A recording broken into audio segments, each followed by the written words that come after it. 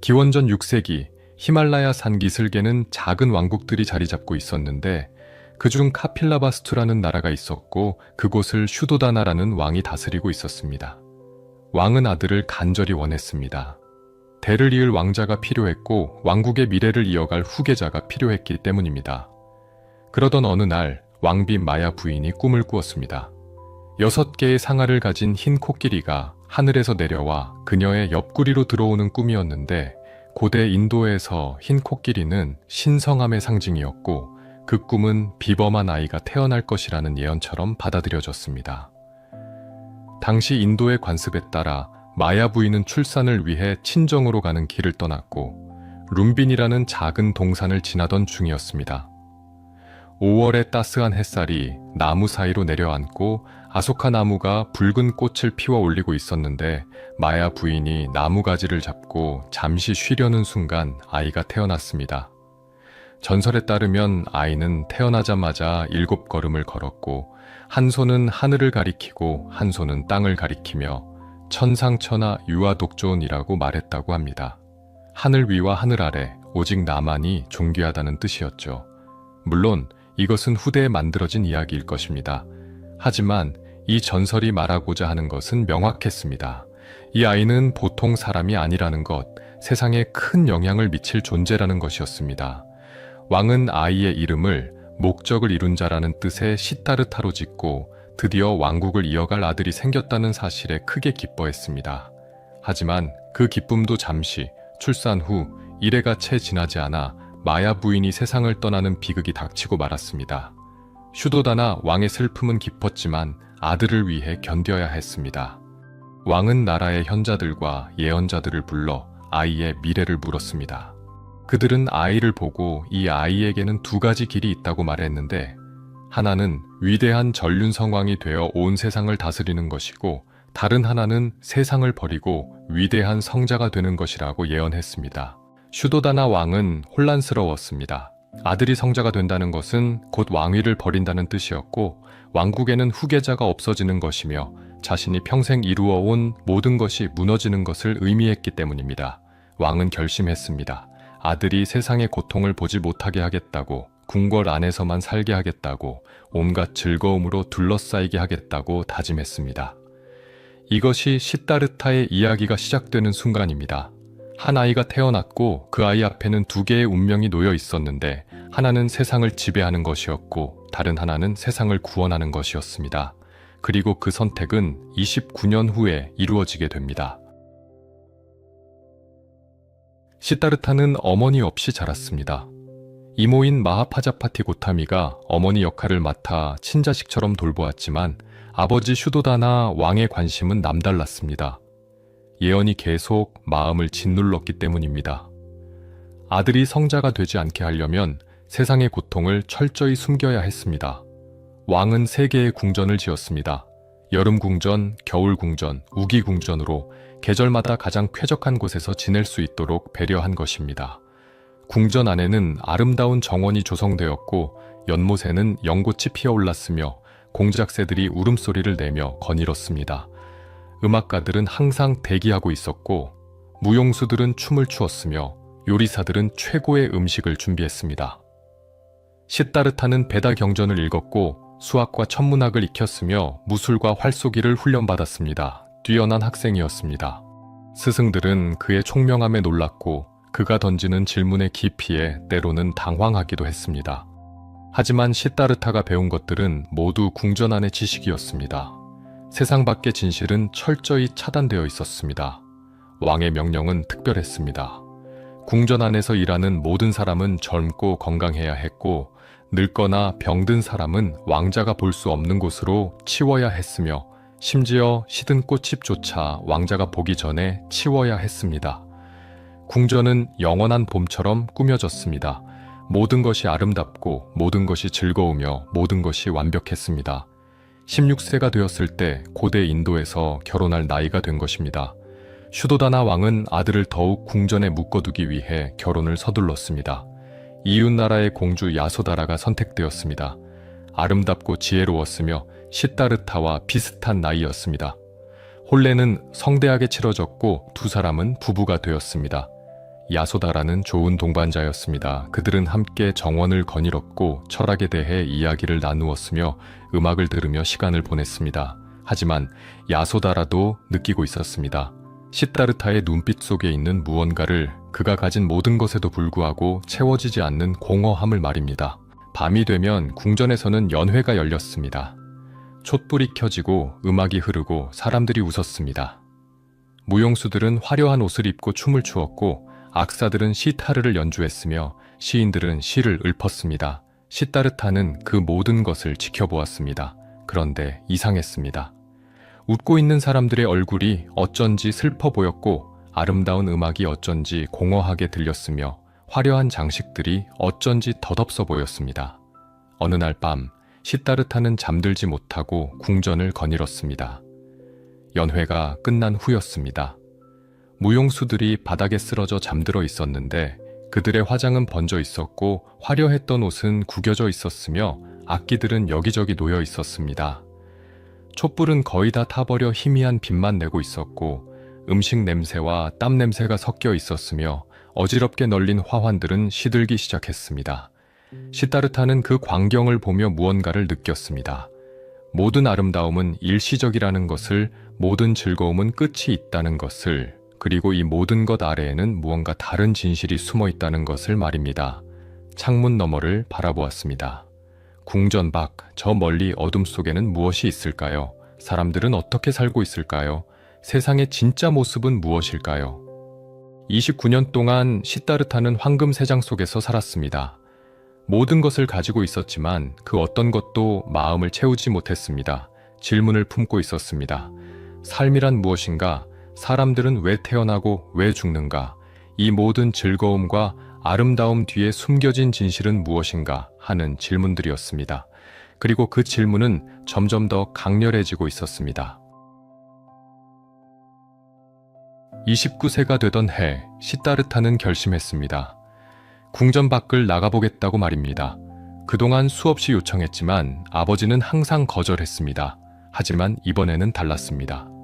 시타르타는 더 이상 아이가 아니었고 그의 눈빛에는 단호함이 있었습니다. 슈도다나 왕은 마지못해 허락했지만 조건을 걸었습니다. 가는 길을 미리 정비하겠다고, 왕자가 불쾌한 것을 보지 않도록 모든 준비를 하겠다고 말했습니다.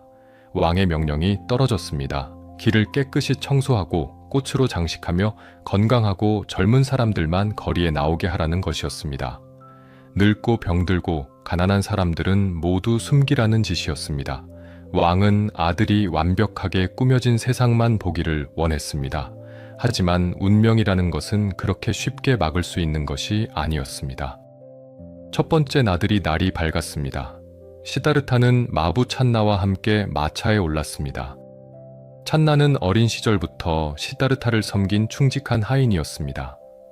마차가 천천히 성문을 나섰고 시다르타는 처음으로 궁전 밖 세상을 보게 되었습니다.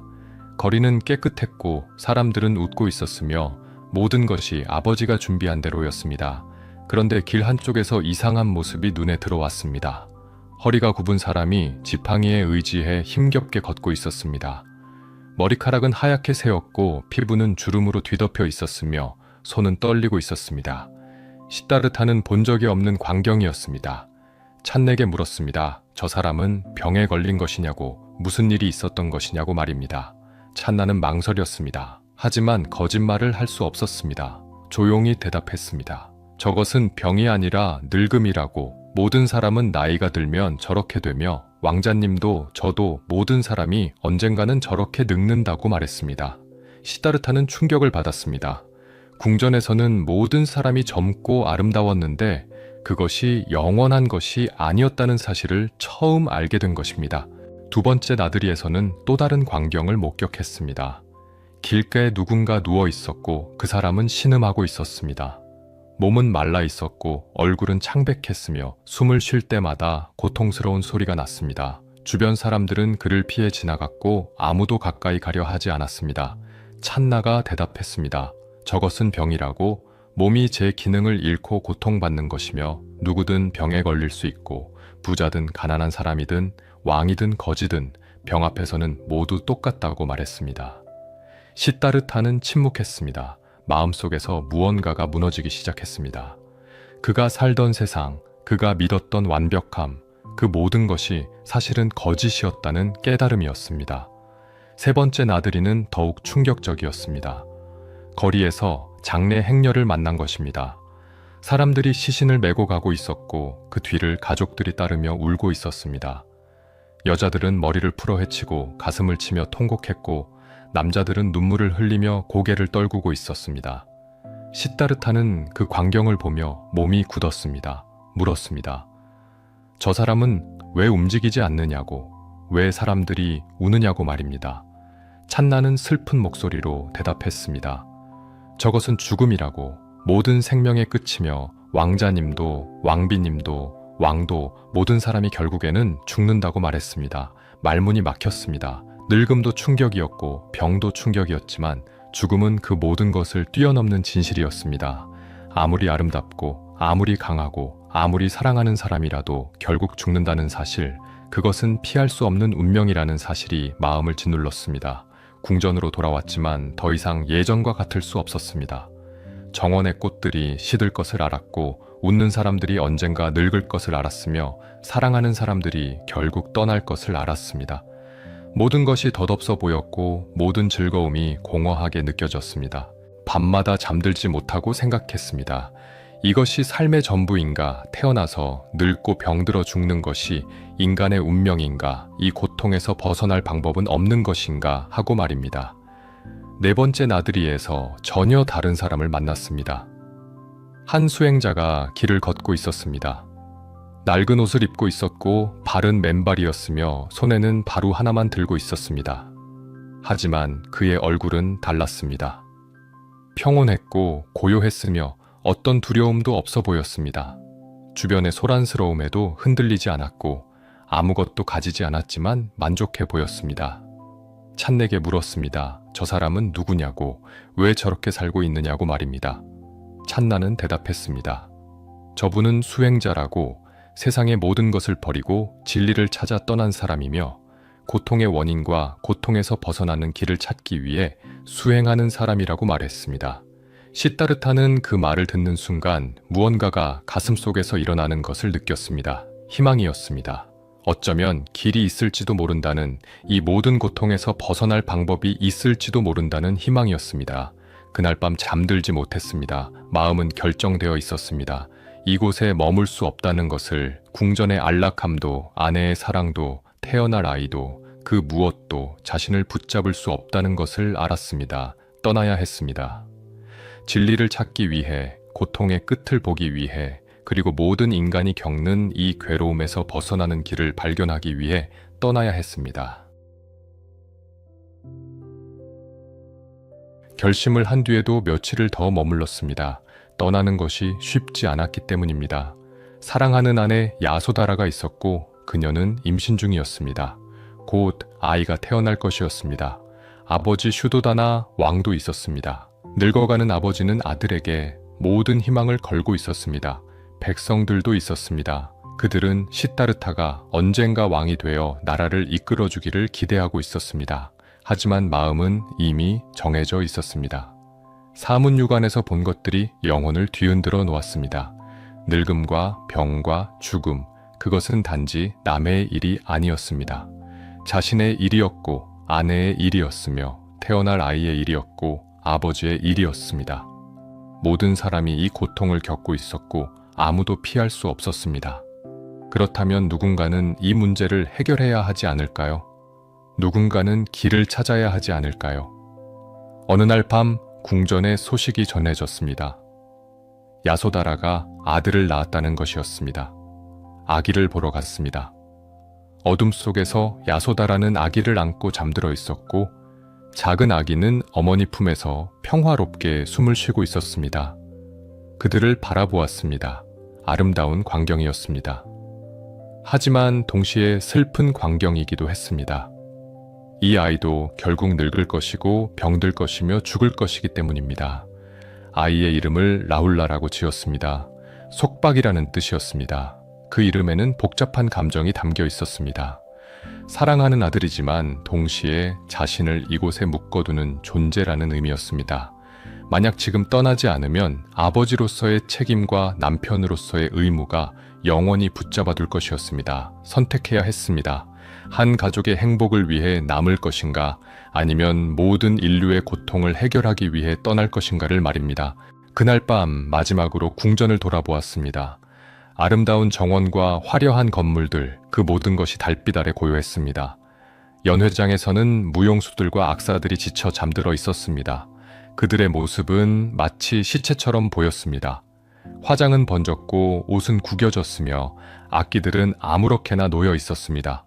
향기롭던 꽃들은 시들기 시작했고 촛불들은 거의 다 타버렸습니다. 그 광경을 보며 확신했습니다. 이 모든 아름다움은 덧없다는 것을, 이 모든 즐거움은 일시적이라는 것을, 그리고 진짜 해답은 이곳에 없다는 것을 말입니다. 마부 찬나를 조용히 깨웠습니다. 찬나는 놀란 얼굴로 일어났습니다. 속삭였습니다. 말을 준비하라고, 아무에게도 들키지 말고 조용히 하라고, 지금 당장 떠나야 한다고 말했습니다. 찬나는 당황했습니다. 한밤중에 어디로 가시려는 것이냐고, 왕자님께서 이렇게 떠나시면 왕께서 어떻게 하시겠느냐고, 왕비님과 아기는 어떻게 하시려는 것이냐고 물었습니다. 하지만 눈빛은 흔들리지 않았습니다. 조용하지만 단호하게 말했습니다. 지금 가지 않으면 영원히 갈 수 없을 것이라고, 이것은 자신만을 위한 것이 아니라 모든 사람을 위한 것이며 지금은 이해할 수 없겠지만 언젠가 알게 될 것이라고 말했습니다. 찬나는 더 이상 반대할 수 없었습니다. 말 칸타카를 끌고 왔습니다. 칸타카는 어릴 때부터 타던 백마였습니다. 영리하고 충직한 말이었습니다. 말에 올랐고 찬나도 함께 올랐습니다. 궁전을 향해 마지막으로 고개를 돌렸습니다. 창문 너머로 야소다라의 방이 보였습니다. 그곳에서는 아내와 아들이 평화롭게 잠들어 있었습니다. 가슴은 찢어지는 듯 했습니다. 한 번만이라도 안아주고 싶었고 작별 인사를 하고 싶었으며 자신의 결정을 설명하고 싶었습니다. 하지만 그럴 수 없었습니다. 만약 야소다라가 깨어난다면, 만약 그녀가 눈물을 흘린다면, 만약 아기가 울음을 터뜨린다면 자신은 떠날 수 없을 것이기 때문입니다. 고개를 돌렸습니다. 그리고 성문을 향해 말을 몰았습니다. 성문에는 경비병들이 서 있었습니다. 하지만 전설에 따르면 그날 밤 신들이 개입했다고 합니다. 문이 저절로 열렸고 경비병들은 깊은 잠에 빠졌으며 말발굽 소리가 들리지 않았다고 합니다. 물론 이것은 후대에 만들어진 이야기일 것입니다. 하지만 이 전설이 말하고자 하는 것은 분명합니다. 시타르타의 출가는 단순한 도피가 아니라 운명이었고 우주적 의미를 가진 사건이었다는 것입니다. 성문을 나선 후 말을 계속 몰았습니다. 밤의 어둠 속을 달렸고 궁전의 불빛이 점점 멀어졌으며 익숙한 모든 것이 뒤에 남겨졌습니다. 뒤를 돌아보지 않았습니다. 앞만 보았습니다. 어디로 가는지도 정확히 알지 못했지만 분명한 것은 자신이 찾아야 할 것이 있다는 것, 그리고 그것을 찾을 때까지 돌아갈 수 없다는 것이었습니다. 강가에 도착했을 때 동쪽 하늘이 희미하게 밝아오고 있었습니다. 말에서 내렸습니다. 몸에 걸친 모든 장신구를 벗었습니다. 금으로 만든 팔찌, 목걸이, 귀걸이, 그 모든 것을 벗어 찬에게 주었습니다. 그리고 칼을 꺼내 자신의 긴 머리를 잘랐습니다. 당시 인도에서 긴 머리는 왕족의 상징이었습니다. 그것을 자른다는 것은 신분을 버린다는 뜻이었습니다. 찬나는 울었습니다. 왕자님께서 돌아오시기를 간청했고 이렇게 떠나시면 안 된다고 모든 사람이 슬퍼할 것이라고 말했습니다. 칸타카도 눈물을 흘렸다고 전해집니다. 충직한 말은 주인이 떠나는 것을 알고 슬퍼했다는 것입니다. 그들을 다독였습니다. 찬에게 말했습니다. 궁전으로 돌아가서 아버지께 전하라고, 자신은 진리를 찾을 것이며 만약 찾지 못한다면 돌아오지 않을 것이라고, 그리고 야소달에게도 전하라고, 자신을 용서해달라고, 언젠가 다시 만날 것이라고 말했습니다. 그렇게 해서 홀로 남았습니다. 29년 동안 왕자로 살았던 그는 이제 아무것도 아닌 사람이 되었습니다. 화려한 옷 대신 헝겊 조각을 두르고 황금 장신구 대신 빈손을 들고 궁전 대신 숲을 향해 걸어갔습니다. 앞에는 아무것도 보장되지 않았습니다. 어디로 가야 할지, 누구를 만나야 할지, 어떻게 해야 할지 아무것도 몰랐습니다. 하지만 발걸음은 확고했습니다. 왜냐하면 알고 있었기 때문입니다. 자신이 찾는 것이 무엇인지는 몰라도 반드시 찾아야 한다는 것만은 확실했기 때문입니다. 숲으로 들어간 후 먼저 당시 유명한 스승들을 찾아갔습니다. 첫 번째는 알라라 칼라마라는 수행자였습니다. 명상의 대가였고 많은 제자를 거느리고 있었으며 깊은 선정의 경지에 도달한 사람이었습니다. 가르침을 청했고 알라라는 받아들였으며 명상법을 가르쳤습니다. 놀라운 학생이었습니다. 알라라가 가르친 명상법을 빠르게 습득했고 얼마 지나지 않아 스승과 같은 경지에 도달했습니다. 무소유처정이라 불리는 단계였습니다. 아무것도 없는 경지, 마음이 텅 빈 상태, 모든 번뇌가 사라진 듯한 평온함이었습니다. 알라라는 감탄하며 말했습니다. 이제 당신도 나와 같은 경지에 올랐으니 함께 제자들을 가르치자고 제안했습니다. 하지만 만족하지 못했습니다. 그 깊은 명상 상태는 분명 평화로웠지만 일시적이었습니다. 명상에서 깨어나면 다시 현실로 돌아왔고 늙음과 병과 죽음의 문제는 여전히 해결되지 않았습니다. 그것은 고통으로부터의 도피였지 고통의 해결은 아니었습니다. 알라라에게 감사를 표하고 떠났습니다. 다음으로 찾아간 사람은 우타카 라마푸타였습니다. 알라라보다 더 깊은 경지에 도달한 스승이었습니다. 그에게서도 가르침을 받았고 다시 한번 빠르게 습득했습니다. 비상비비상처정이라는 단계에 올랐습니다. 존재하는 것도 아니고 존재하지 않는 것도 아닌 경지, 인식의 가장 미묘한 단계였습니다. 우타카 역시 감탄했고 함께 가르치자고 제안했습니다. 하지만 또다시 만족하지 못했습니다. 이 경지도 아무리 깊고 평화로워도 여전히 일시적이었습니다. 명상 상태에서는 고통이 없었지만 그것을 벗어나면 다시 현실의 고통이 기다리고 있었습니다. 찾는 것은 일시적인 평화가 아니었습니다. 영원한 해방이었고 고통의 뿌리를 뽑아내는 것이었으며 다시는 고통으로 돌아가지 않는 완전한 자유였습니다. 우타카에게도 작별을 고하고 다시 길을 떠났습니다. 두 스승에게서 배운 명상법으로도 답을 찾지 못하자 새로운 방법을 시도하기로 했습니다. 극단적인 고행이었습니다. 당시 인도에는 육체를 괴롭힘으로써 정신을 정화한다는 믿음이 있었습니다. 몸의 욕망을 완전히 제거하면 영혼이 자유로워질 것이라는 생각이었습니다. 우루벨라라는 숲으로 갔습니다. 그곳에는 이미 5명의 고행자가 수행하고 있었습니다. 그들과 함께 고행을 시작했습니다. 처음에는 음식을 줄였습니다. 하루 한 끼만 먹었고 그것도 적은 양이었습니다.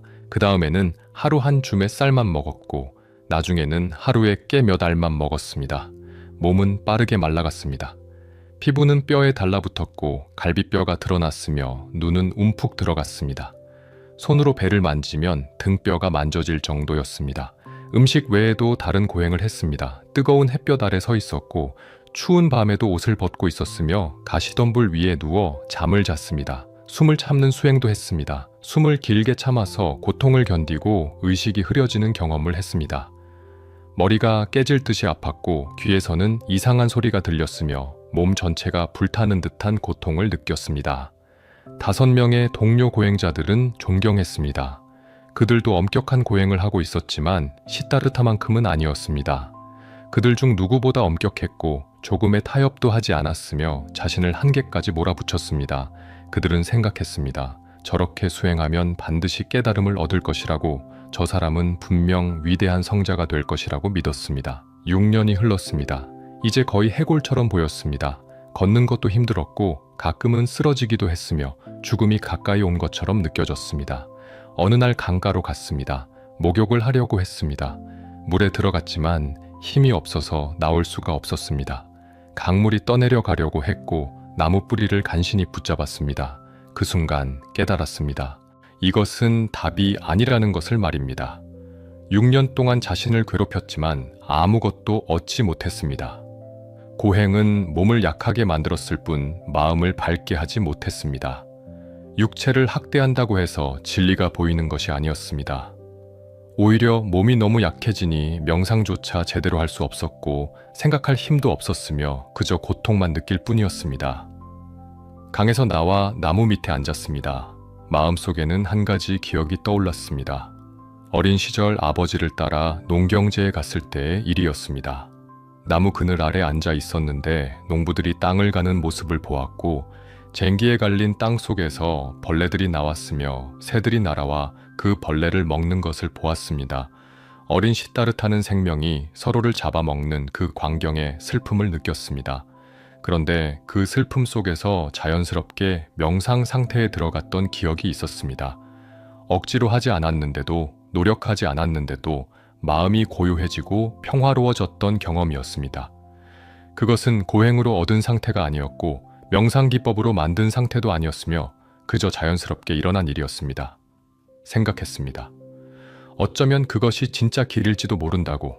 억지로 만드는 것이 아니라 자연스럽게 일어나는 것이, 극단으로 치우치는 것이 아니라 균형 잡힌 것이 진짜 답일지도 모른다고 말입니다. 결심했습니다. 고행을 그만두기로 했습니다. 다시 음식을 먹고 몸을 회복시키고 제대로 된 명상을 하기로 마음먹었습니다. 때마침 근처 마을에서 수자타라는 여인이 우유죽을 가지고 왔습니다. 그녀는 나무신에게 공양하려고 음식을 준비했는데 나무 아래 앉아있는 시따르타를 보고 그에게 공양을 올렸습니다. 그 음식을 받았고 6년 만에 제대로 된 식사를 했습니다. 5명의 동료 고행자들은 이 광경을 보고 실망했습니다. 그들은 생각했습니다. 시따르타가 포기했다고, 유혹에 넘어갔다고, 더 이상 위대한 성자가 될 수 없을 것이라고 판단했습니다. 그들은 시따르타를 버리고 떠났습니다. 다시 혼자가 되었습니다. 하지만 이번에는 달랐습니다. 처음 출가했을 때의 혼자와는 다른 혼자였습니다. 이제 알고 있었습니다. 무엇이 길이 아닌지를, 무엇이 답이 아닌지를, 그리고 어떤 방향으로 가야 할지를 말입니다.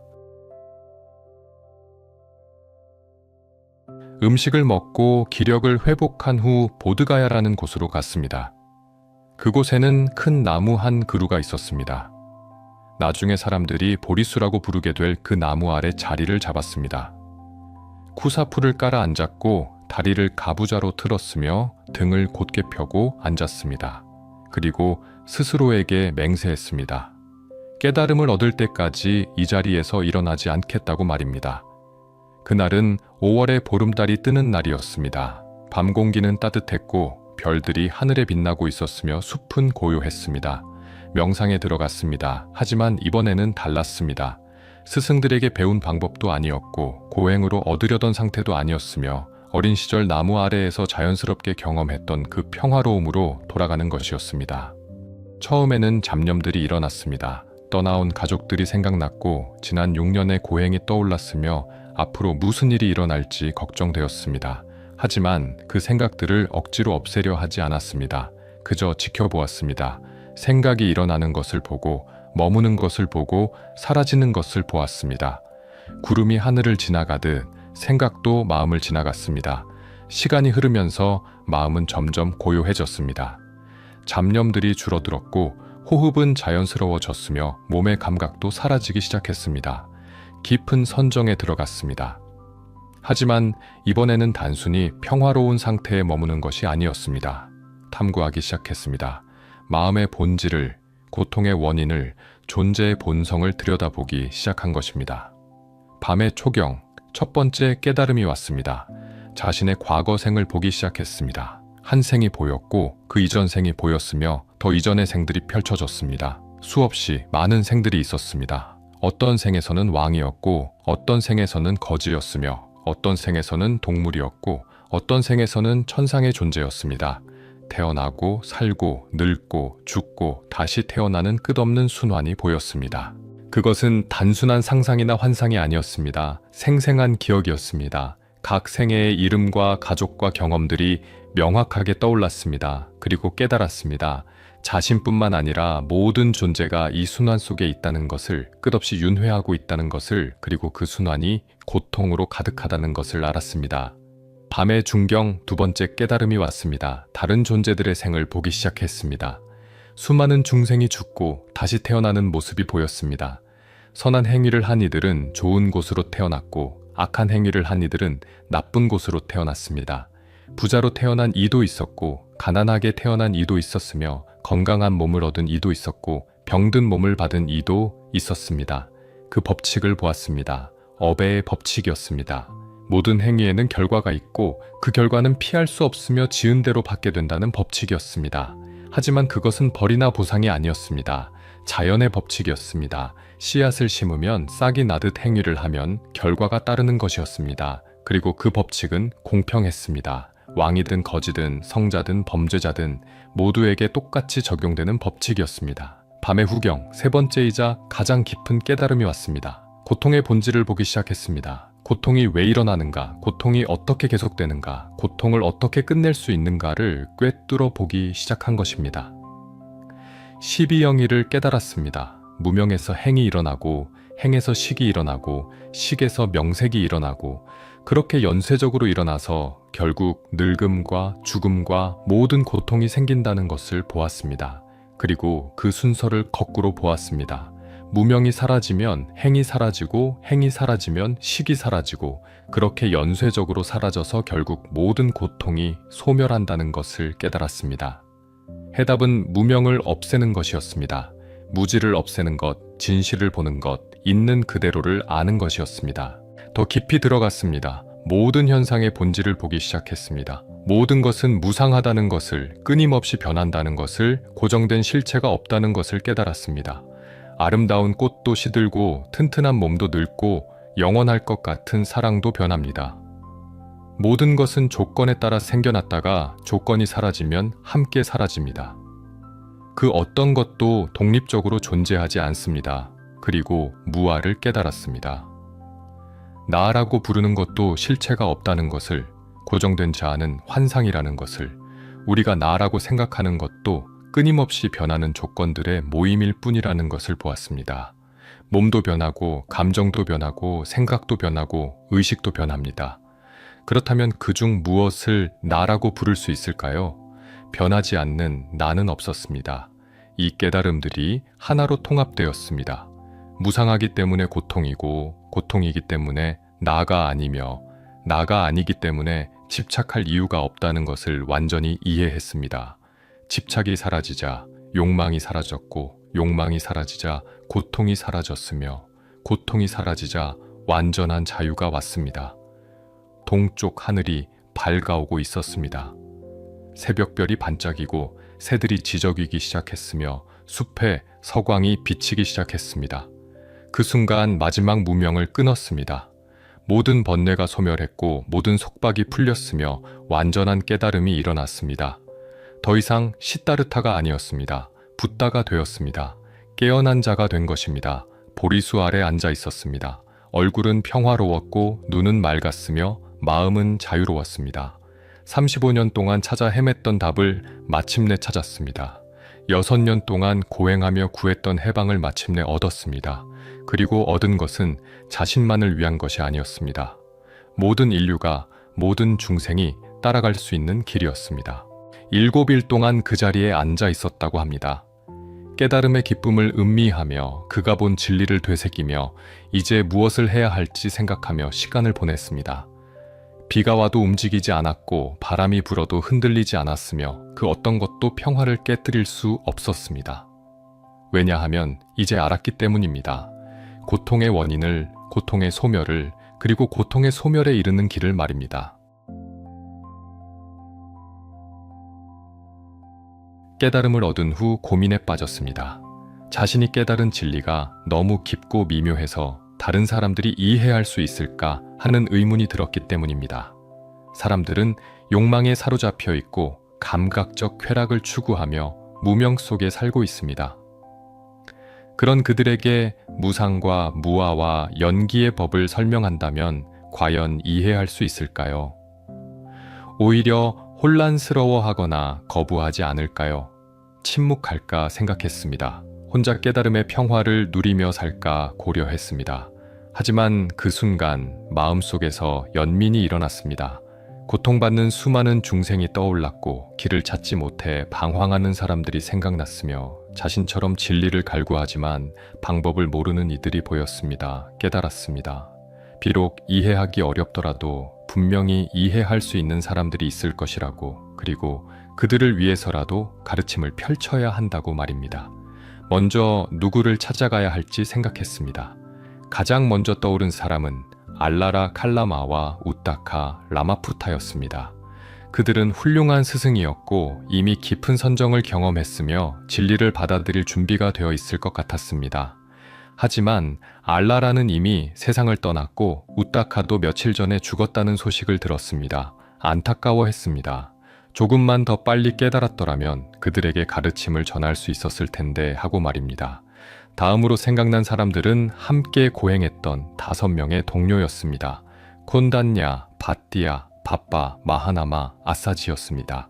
그들은 시다르타가 고행을 포기했을 때 실망하여 떠났지만 여전히 진리를 찾고 있을 것이었습니다. 그들은 사르나트의 녹야원에서 수행하고 있다는 소식을 들었습니다. 그곳으로 향했습니다. 보드가야에서 사르나트까지는 먼 길이었습니다. 걸어서 갔습니다.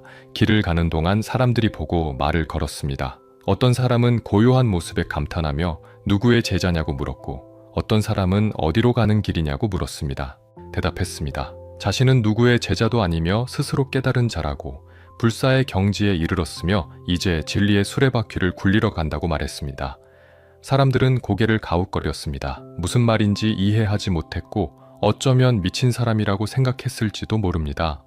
하지만 눈빛에는 확신이 있었고 걸음에는 흔들림이 없었으며 존재 자체에서 평화가 풍겨났습니다. 어떤 사람들은 보고 마음이 끌렸지만 대부분은 그냥 지나쳤습니다. 개의치 않았습니다. 준비된 사람에게 가르침이 전해질 것을 알고 있었습니다.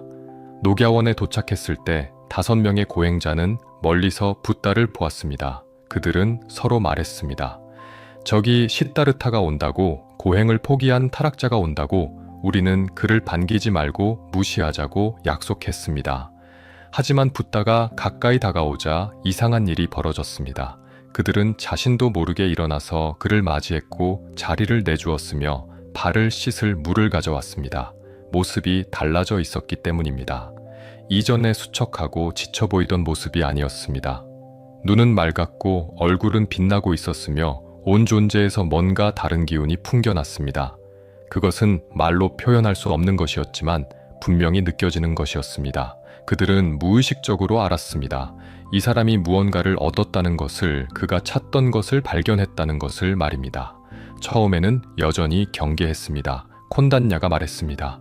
고타마여, 당신은 고행을 포기하고 안락을 추구했는데 어떻게 깨달음을 얻을 수 있었겠습니까? 붓다는 부드럽게 웃으며 대답했습니다. 나는 안락을 추구한 것이 아니라 중도를 발견했다고, 극단적인 쾌락도 아니고 극단적인 고행도 아닌 그 중간의 길을 찾았다고 말했습니다. 그리고 첫 설법을 시작했습니다. 전범융영이라고 불리게 될 그 가르침이었습니다. 먼저 2가지 극단을 피해야 한다고 말했습니다. 하나는 감각적 쾌락에 빠지는 것이고 다른 하나는 자신을 괴롭히는 고행입니다. 이 2 극단은 모두 고통을 가져오며 깨달음에 이르지 못하게 합니다. 중도는 그 중간을 걷는 것이며 그것이 바로 팔정도라고 설명했습니다. 팔정도는 8가지 올바른 길이었습니다.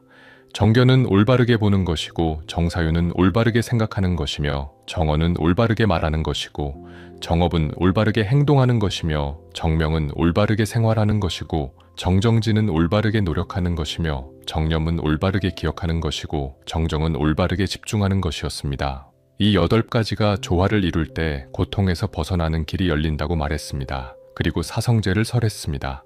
4가지 성스러운 진리였습니다. 첫째는 고성제, 삶은 고통이라는 진리였습니다. 태어남도 고통이고 늙음도 고통이며 병듦도 고통이고 죽음도 고통이며 사랑하는 사람과 헤어지는 것도 고통이고 미워하는 사람을 만나는 것도 고통이며 원하는 것을 얻지 못하는 것도 고통이라고 설명했습니다.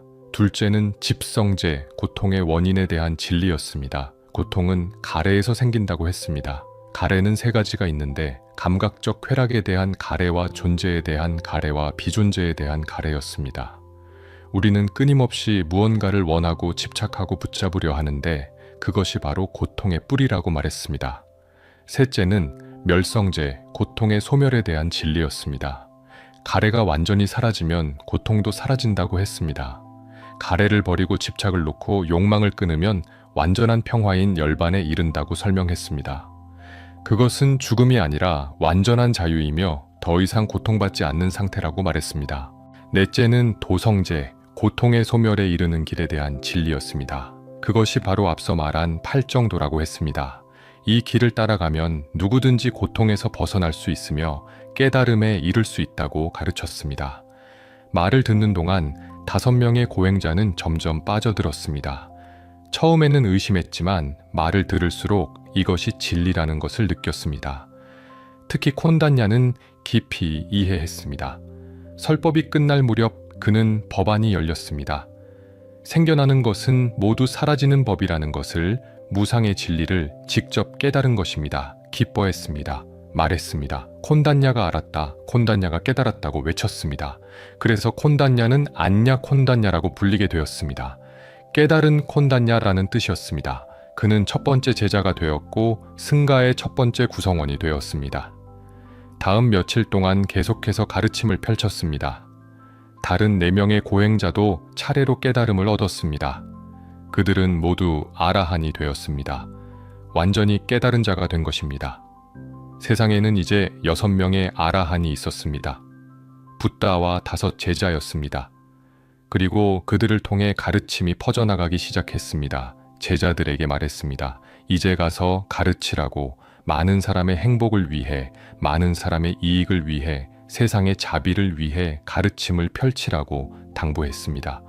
같은 길로 2 사람이 가지 말고 각자 다른 방향으로 흩어져서 가르치라고 했습니다. 진리는 모든 사람을 위한 것이며 신분이나 계급에 상관없이 누구든지 배우고 실천할 수 있는 것이라고 강조했습니다. 이렇게 해서 진리의 수레바퀴가 굴러가기 시작했습니다.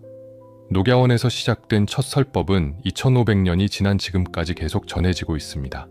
붓다가 발견한 길은 시대를 초월한 진리였고 지역을 넘어선 보편적 가르침이었으며 모든 인간이 따라갈 수 있는 해방의 길이었습니다. 첫 설법 이후 명성은 빠르게 퍼져나갔습니다. 사람들은 깨달은 자에 대한 소문을 듣고 찾아왔습니다. 부유한 상인도 있었고 가난한 농부도 있었으며 고위 관료도 있었고 천한 신분의 사람도 있었습니다. 모두를 받아들였습니다. 신분이나 계급이 중요하지 않았습니다. 중요한 것은 진리를 구하는 마음이었고 고통에서 벗어나려는 의지였으며 가르침을 실천하려는 자세였습니다. 초기에 찾아온 사람 중에는 야사라는 부유한 청년이 있었습니다. 그는 시다르타처럼 풍요로운 삶을 살고 있었지만 그 속에서 공허함을 느끼고 있었습니다. 어느 날 밤 연회가 끝난 후 잠든 무용수들을 보고 모든 것의 덧없음을 깨달았습니다. 집을 나와 붓다를 찾아갔고 가르침을 듣고 출가했습니다.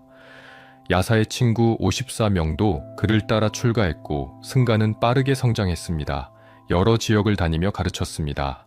마가다 왕국을 방문했고 코살라 왕국을 다녔으며 각 지역의 사람들에게 법을 전했습니다. 가르침은 단순했지만 깊었고 쉬운 말로 설명되었지만 심오한 의미를 담고 있었으며 누구나 이해할 수 있지만 평생을 걸쳐 실천해야 할 것이었습니다. 출가 후 1년이 지났을 때 카필라바스투로 돌아갔습니다. 아버지 슈도다나 왕이 아들을 보고 싶어 한다는 소식을 들었기 때문입니다. 왕은 늙어 있었습니다. 머리는 하얗게 새었고 몸은 약해져 있었으며 아들을 그리워하며 세월을 보냈습니다. 붓다가 궁전에 도착했을 때 왕은 복잡한 감정에 휩싸였습니다. 기쁨과 슬픔이 섞여 있었고 자랑스러움과 아쉬움이 공존했으며 사랑과 원망이 교차했습니다. 왕에게 가르침을 설했습니다. 처음에 왕은 이해하지 못했습니다. 왕위를 버리고 수행자가 된 아들이 원망스러웠고 대를 이을 손자를 보지 못한 것이 슬펐으며 모든 것이 허무하게 느껴졌습니다. 하지만 말을 듣는 동안 왕의 마음도 점차 열리기 시작했습니다. 무상의 진리를, 집착의 고통을, 그리고 해방의 가능성을 이해하기 시작한 것입니다. 야소다라도 만났습니다. 7년 만에 재회였습니다.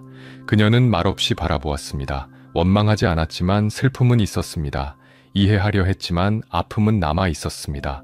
그녀의 고통을 알았습니다. 설명하지 않았습니다. 대신 법을 설했습니다. 야소다라는 조용히 들었고 말 속에서 위로를 찾았으며 나중에는 비구니가 되어 스스로도 깨달음의 길을 걸었습니다.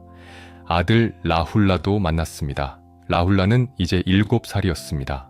어머니가 말했습니다. 저분이 네 아버지라고 가서 유산을 달라고 하라고 일렀습니다. 라훌라는 다가가 말했습니다. 저에게 유산을 주세요. 아이를 보았습니다. 그리고 사리불에게 말했습니다. 이 아이를 출가시키라고 그에게 줄 수 있는 가장 큰 유산은 진리라고 말했습니다.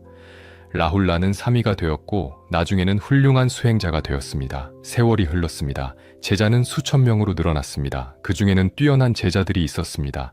사리불은 지혜가 뛰어났고 목갈라나는 신통력이 뛰어났으며 가섭은 두타행이 뛰어났고 안한다는 기억력이 뛰어났습니다. 각자의 장점을 살려 가르침을 펼쳤고 승가는 더욱 견고해졌습니다. 계급 제도를 거부했습니다. 당시 인도는 엄격한 카스트 제도가 있었습니다. 브라마는 최고 계급이었고 크샤트리아는 왕족과 전사였으며 바이샤는 상인과 농민이었고 수드라는 천민이었습니다. 하지만 말했습니다. 출생으로 브라만이 되는 것이 아니라 행위로 브라만이 된다고, 신분이 아니라 마음이 중요하다고, 누구든지 진리를 깨달으면 성자가 될 수 있다고 가르쳤습니다. 우빨리라는 이발사가 출가를 원했을 때 일부 브라만 출신 제자들은 반대했습니다. 천한 신분의 사람을 받아들일 수 없다고 주장했습니다. 하지만 우빨리를 먼저 출가시켰고 브라만 출신 제자들은 나중에 출가시켰습니다. 승가에서는 출가 순서가 서열이었습니다. 그렇게 해서 천민 출신 우빨리가 브라만 출신보다 높은 자리에 앉게 되었습니다. 그렇게 신분 제도의 허상을 깨뜨렸습니다. 여성들도 출가를 원했습니다. 처음에는 주저했습니다. 당시 사회에서 여성의 출가는 상상하기 어려운 일이었기 때문입니다. 하지만 양모 마하파자파티가 여러 번 간청했고 아난다가 중재에 나섰으며 결국 비군이 승가를 허락했습니다. 여성도 깨달을 수 있다고 진리 앞에서는 남녀의 구별이 없다고 인정한 것입니다. 45년 동안 쉬지 않고 가르쳤습니다. 우기 3개월을 제외하고는 항상 여행하며 설법했습니다. 왕들도 만났고 거지들도 만났으며 학자들과 논쟁했고 병자들을 위로했으며 죽어가는 사람에게 법을 전했습니다. 발은 끝없이 걸었고 입은 쉬지 않고 가르쳤으며 마음은 모든 중생을 향해 열려 있었습니다. 가르침의 내용도 다양했습니다. 어떤 때는 고통에 대해 말했고 어떤 때는 자비에 대해 가르쳤으며 어떤 때는 명상을 지도했고 어떤 때는 계율을 설명했습니다. 상대의 수준에 맞춰 가르쳤고 상황에 따라 방법을 바꿨으며 항상 가장 적절한 말로 가장 필요한 것을 전했습니다. 실천을 강조했습니다. 단순히 아는 것만으로는 부족하다고, 실제로 행동해야 한다고, 일상생활 속에서 법을 살아내야 한다고 가르쳤습니다. 제가 신자들에게는 5개를 주었습니다. 살생하지 말고, 도둑질하지 말고, 사음을 범하지 말고, 거짓말하지 말고, 술을 마시지 말라는 5가지 계율이었습니다. 출가자들에게는 더 엄격한 계율이 있었지만 기본 정신은 같았습니다. 해를 끼치지 말고 선을 행하며 마음을 정화하라는 것이었습니다. 가르침은 지역을 넘어 퍼져나갔습니다. 인도 전역으로 확산되었고 나중에는 스리랑카로, 동남아시아로, 중앙아시아를 거쳐 중국으로, 한국으로, 일본으로 전해졌습니다. 45년 동안의 전법은 단순히 한 사람의 활동이 아니었습니다. 인류 역사를 바꾼 위대한 여정이었습니다.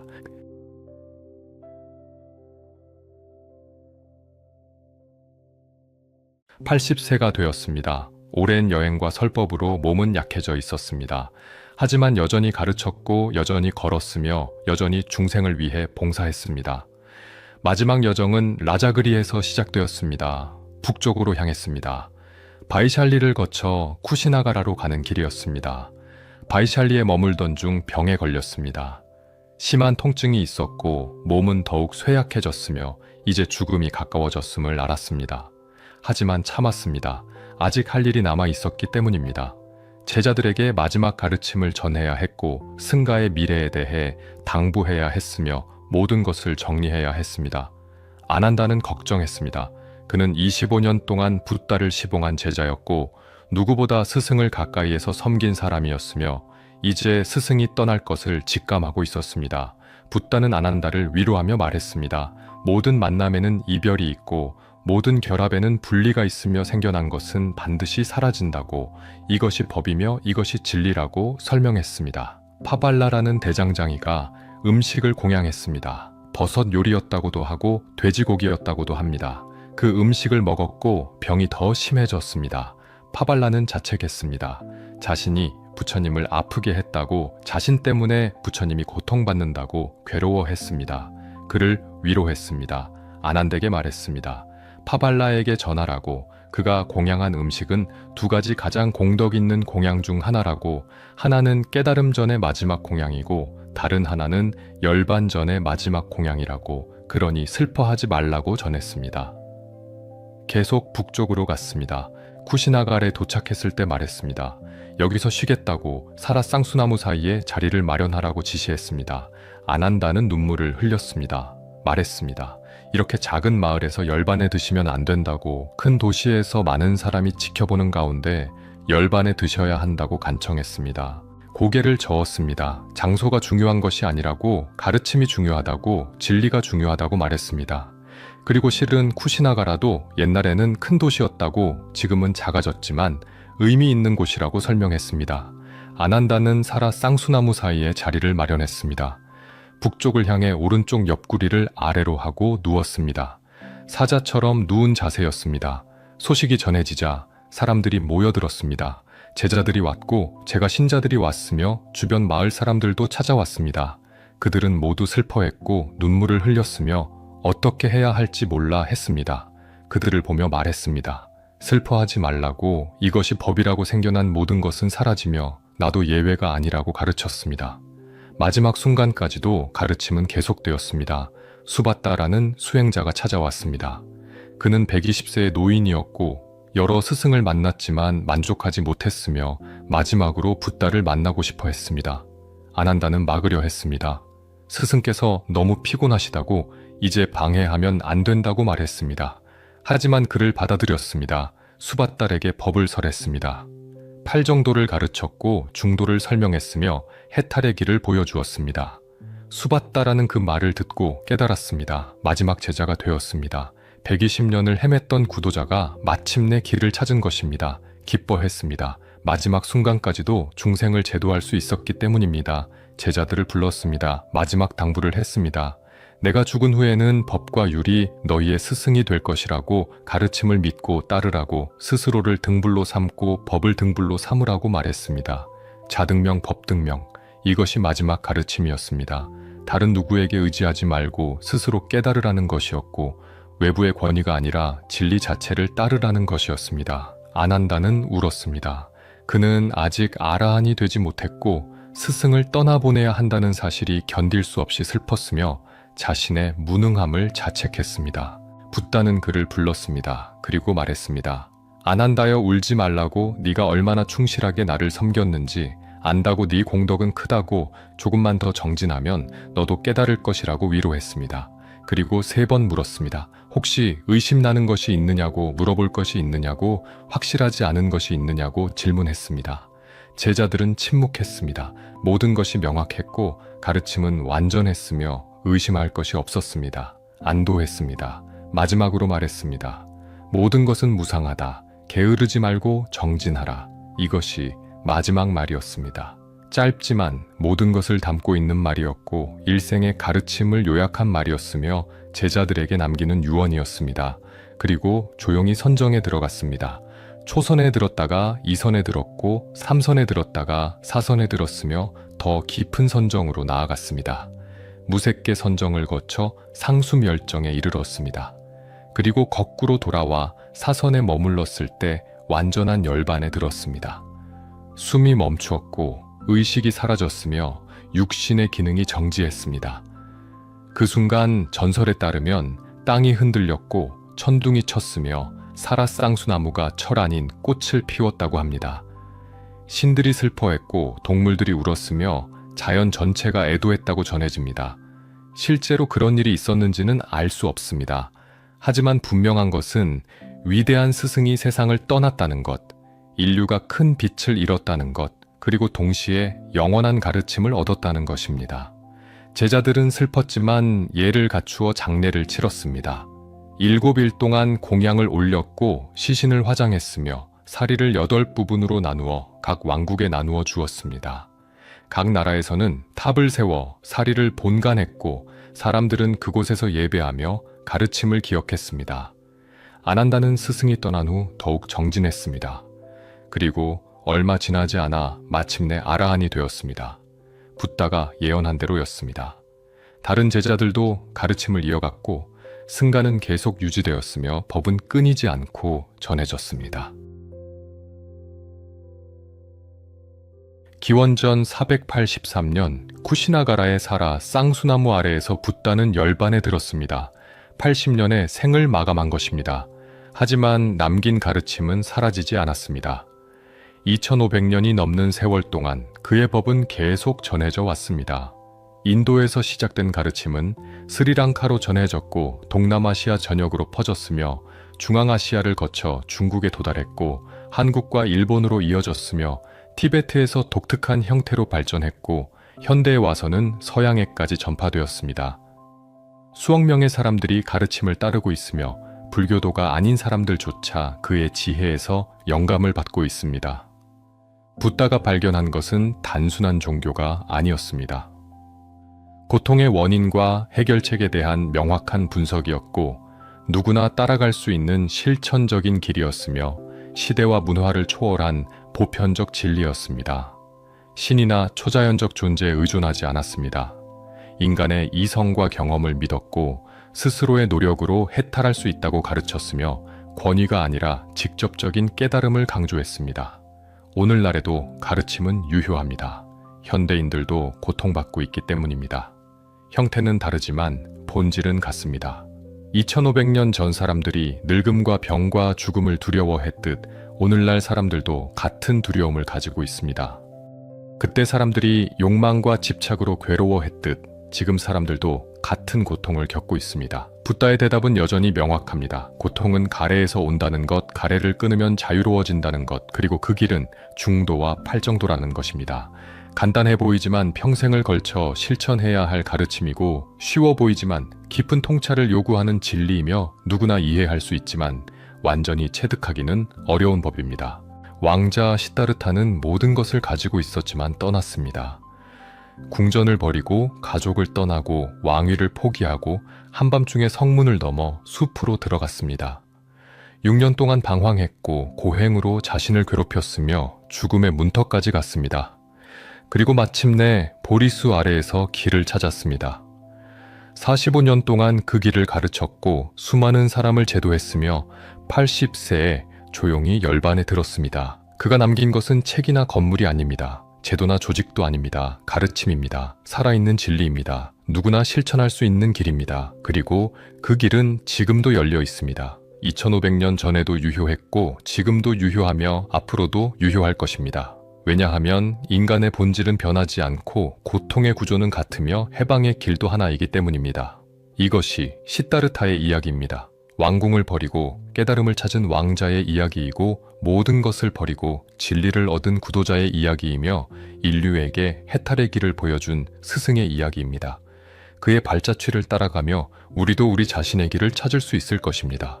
긴 영상 끝까지 들어주셔서 감사합니다. 이 이야기가 의미 있었다면 구독과 좋아요로 응원해주세요. 여러분의 관심이 더 좋은 영상을 만드는 힘이 됩니다. 다음 영상에서 또 뵙겠습니다.